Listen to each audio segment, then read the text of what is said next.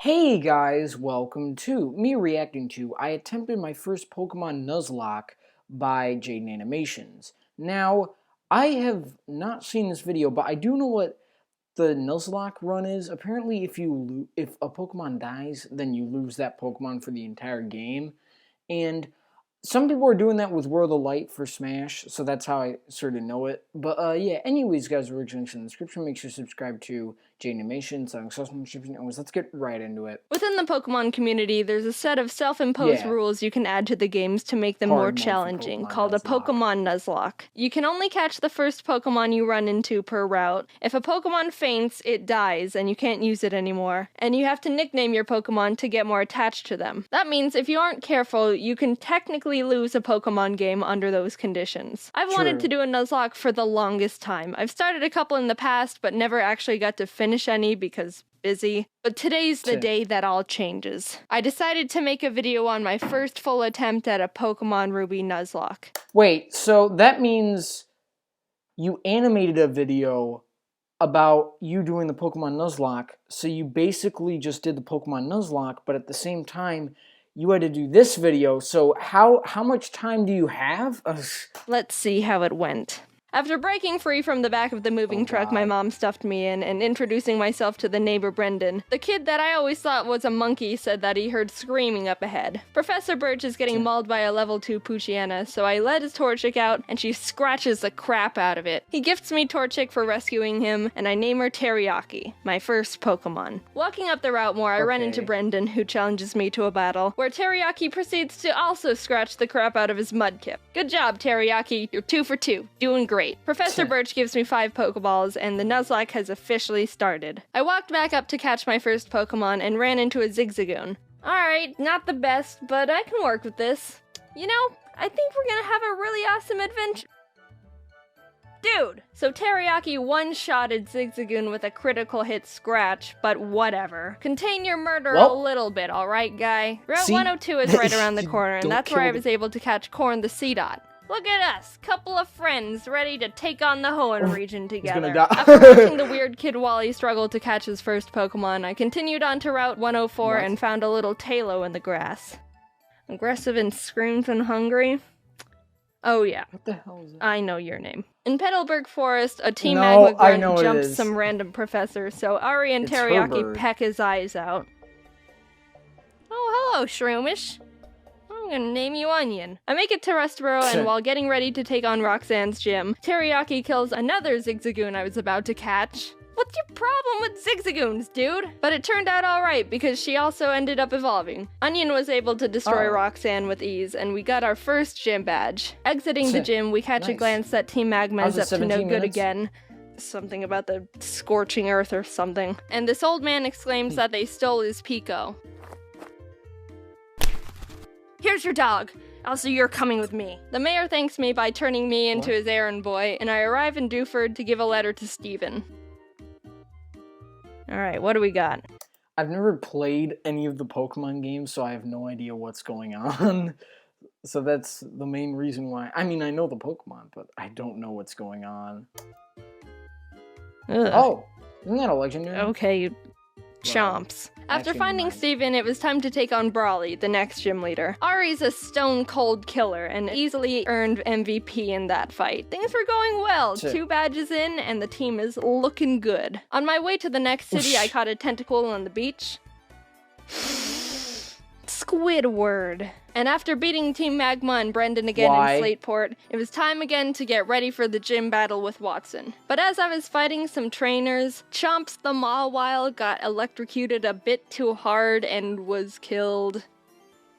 Jaden, let's battle. I want to show you how strong I am. Okay. Ari, this is an electric gym. You're not allowed to fight in here, so you can just wait outside. While battling the gym trainers, Onion evolved into Breloom, and together with Teriyaki, they were able to get another victory. Now we were riding high. 3 gym badges in and no main casualties. With our massive confidence, we decided to take on the Winstraight family's challenge of beating all their family members. I had Squidward out front to get him some experience, but we ran into some troubles with Grandma. Oh no. Oh god, it's Squidward. gonna do a high jump kick. We can take him out, but I need a clean switch first.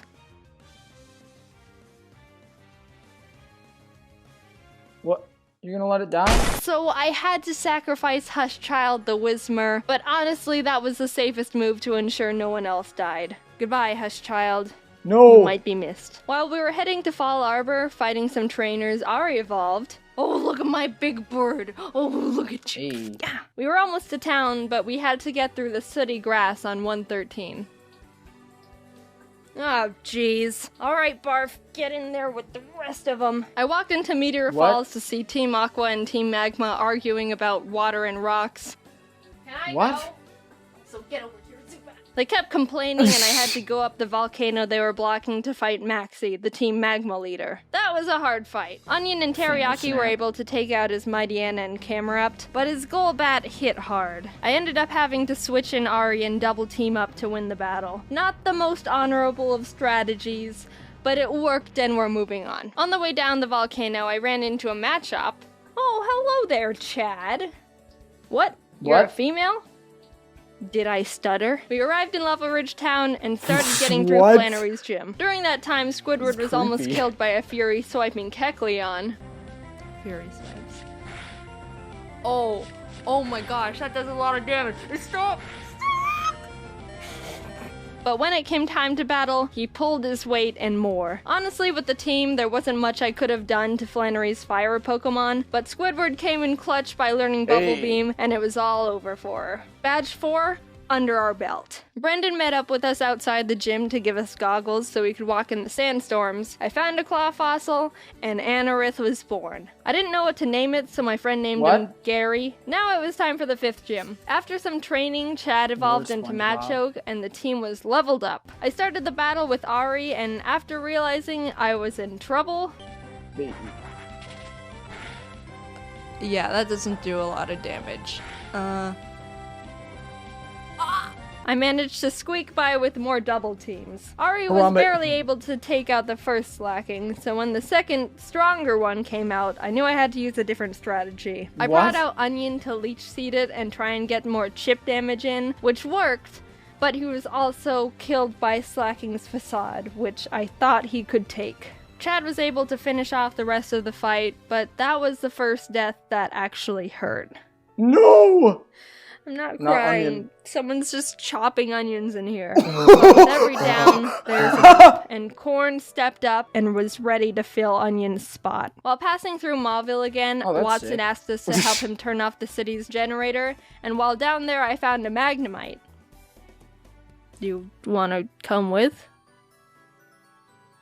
Okay. We kept on our way, catching Spurky the Electrike, and while fighting some trainers, Corn survived 2 very close calls. He took a Swords Dance boosted Fury Cutter by Ninjask, and a misclick from me, which resulted in him tanking a wing attack from a Tailo. No, Corn, no! Oh. Dude, Corn, I'm so sorry. You're such a trooper. Good news is Squidward evolved while training, so that's neat. We arrived in the city, and this is a gym I was really nervous about. Not only did we not have a good team to take on a flying-type gym, but Winona's Altaria is notorious for sweeping teams if she sets up too many dragon dances. I went to the grass to train up the team, and the worst happened. Corn was killed by pin missile from a Zigzagoon. Wait, no. Stop, Corn! No. Corn! You monster! How could you do this? Is this why you kept trying to kill all the Zigzagoons? I want to think that Corn sacrificed himself because he knew we were at too much of a disadvantage going into Winona's gym, and by opening up a space, we could get the type advantage we needed to stand a chance. With a heavy heart, I brought Zip Zap Zop the Magnemite to the team. And realized how much more grinding I was gonna have to do. I had to fight so many Merrills to get Zip Zap Zop on par with the rest of the team. You want to know how many? The move Thunderbolt can be used 15 times before it runs out, and I had to go back to the Pokemon Center almost 6 separate times to refill it, meaning Zip Zap Zop killed more than 80 Meryl that were living in that lake. Winona led with Swellow, which Zip Zap Zop was able to take out. But she immediately brought out Altaria, which made me very scared because I know she's got Earthquake on that thing. I didn't have a clean switch, and I knew no one on the team could take 2 hits from this cloud bird. Oh yeah, the so I fossil ultimately decided that I'd have to have Zip Zap Zop paralyze it in exchange for his death. Goodbye, Zip Zap Zop. You weren't here for long, but your efforts will not be in vain. Oh my god! Somehow Zip Zap Zop lived the earthquake on 2 HP like a mad lad. Korn must have been looking down on us for that one, because there was definitely a 90% chance Zip Zap Zop was supposed to die there. With that string of luck, I was able to switch Ari in for Zip Zap Zop to predict another earthquake, and started chipping away at the Altaria, which was not gonna be easy. She was already starting to stack up those dragon dances, which make her moves even more powerful, and I was legitimately sweating. But with what little luck we had left, Winona got greedy and tried to get in that last dragon dance, and that's when Ari was able to swoop in and snipe that kill. If that Altaria would have decided to attack at any point, she would have one-shotted anyone and everyone on my team. Thank you, Korn. You shined your photosynthesis onto us. From there, I was able to heal up Zip Zap Zop and sweep the rest of her team. The 6th gym badge was ours. Outside the Safari Zone, I found a Duskull I was able to catch. I tried to have Gary on the team since resurrecting him from the dirt, but he honestly has like no moves that do damage, so I decided to replace him with Sin. We arrived in Lily Cove and I tried fishing on the beach for a Pokemon, but Chad punched the Whalmer I reeled up too hard and killed it. We stormed Team Magma's base, and while trying to get the Master Ball they've got on the ground, an Electrode exploded and almost killed Chad, which was uncalled for. After beating their admin, they escaped into a submarine, and I went on to fight the next gym. Tate and Liza were the first double battle gym leaders, and I didn't realize until too late that I was just a tad underleveled for them. They don't have any more than 2 Pokemon, so I think we should be okay. 42?! Uh-oh. Sin and Zip Zap Zop made a good duo, being able to confuse and paralyze them, but Solrock managed to get off a Sunny Day powered flamethrower in Zip Zap Zop's face, which totally killed him. That really sucked. He put in so much work for the team and really carried us this far. The rest of this fight's for you, Zip Zap Zop. Squidward came out, and together with Sin, were able to finish off the duo, getting us our 7th gym badge. Alright, Spurky, you're up. I think I single-handedly wiped out the entire water Pokemon population between Zip Zap Zop and Spurky. I went to Shoal Cave and caught Blubby the Spheal, and went out to take on Maxie one last time. For some reason, I didn't learn my lesson when being underleveled for Tate and Liza, because I was even more underleveled for Maxie. Mightyena. It doesn't go down? This fight was rough. Chad was able to take out his Mightyena, but I resorted to Squidward when his Crobat came out, and luck wasn't on my side here, because Squidward was killed by a high roll wing attack. The way Pokemon works is there's a small range of damage an attack can do. It's not actually the same all the time, and it's kinda based on chance. So even though it looked like Squidward could have lived 2 wing attacks, Maxie was able to get a low roll on the first one, and a high roll on the second, which was the death of Squidward. But it wasn't time to give up. We had to persevere. Handsome Squidward isn't actually that powerful after all. For Squidward. Ari came in and took out the Crobat, and lived on 1 HP when hit by Camerapt's Rock Slide. It was a tough battle, but we squeaked by. Barely. After that fight, I needed to take a step back and seriously grind up the team again. If we were just a bit more underleveled, we would have been murdered. Blubby joined the team and we got to work, eventually arriving in Sutopolis. Steven and the Sutopolis gym leader Wallace were there, saying Groudon was in the cave because someone used the wrong orb and pissed him off. So I went in there, walked up to Groudon, and master balled him immediately. There's no way I'm fighting Groudon. Now get in the box. While fighting Wallace, Spurky was able to take out his Luvdisc and Celio. Sin beat his Whiscash, and Chad finished off the Milotic. The team was perfect. And after obtaining our final gym badge, I knew we were ready for the Elite Four. We got through Victory Road. Wally tried to fight us for the last time, but he just needs to stop. We exited the cave, and there it was. The final challenge. Here we go. Sydney was up first, and honestly, he wasn't a challenge at all. Chad and Teriyaki were able to take care of his team with ease. Phoebe wasn't difficult either, with Sin and Blubby being MVPs. Glacio was a bit tougher. Teriyaki was able to take out her Glalie, and Spurky could handle her Celios, but her Walrein was the big problem. Walreins are thick, can tank a lot of hits, and can do a lot of damage. I would know, because I have one. I brought out Chad, and she was able to get in a good amount of damage, but she was ultimately killed by Blizzard. Sin came out to try and confuse it, but it broke through the confusion and landed a Sheer Cold. Sheer Cold is a one-hit KO move. It has a 30% chance of hitting the target, and will fail if the target Pokemon's level is higher than the user's. But even under all those conditions, it hit, and Sin was killed. Two great team members, down and out. Chad was with us for so long and pulled so much weight, and Sin got us through some really tough battles. Even with those losses, we were able to finish Glacia off and move on to the final Elite Four member, Drake. Drake's got a tough team, but we've got a Blubby, and she wanted revenge for her fallen comrades. She ice beamed every single one of Drake's Pokemon. Just a straight up massacre. And with that, it was on to the last battle. Steven Stone. I was legitimately nervous. I led with Spurky to take out his Skarmory as quick as possible, and Blubby was able to take out his Claydol and Aggron, but then came his Metagross.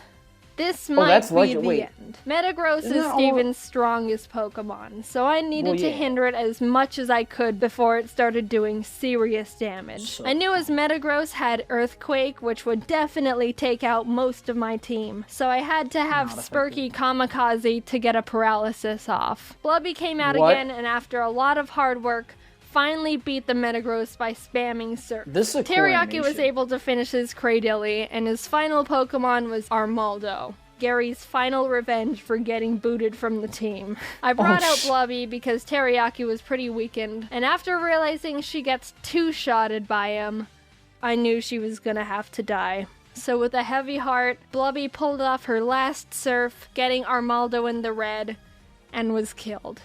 Teriyaki, the Pokemon who's been with us from the start, who's seen her friends die in front of her, the OG, refused to let any more murder happen. Onion, Corn, Zip Zap Zop, Squidward, Chad, Sin, Spurky, Blubby. Their zeros and ones won't go down in vain. One good kick to the head, and we did it. We completed the Pokemon Ruby Nuzlocke. No way, with Teriyaki and Ari were the only survivors, but the whole team put in a lot of work to get us to number 1.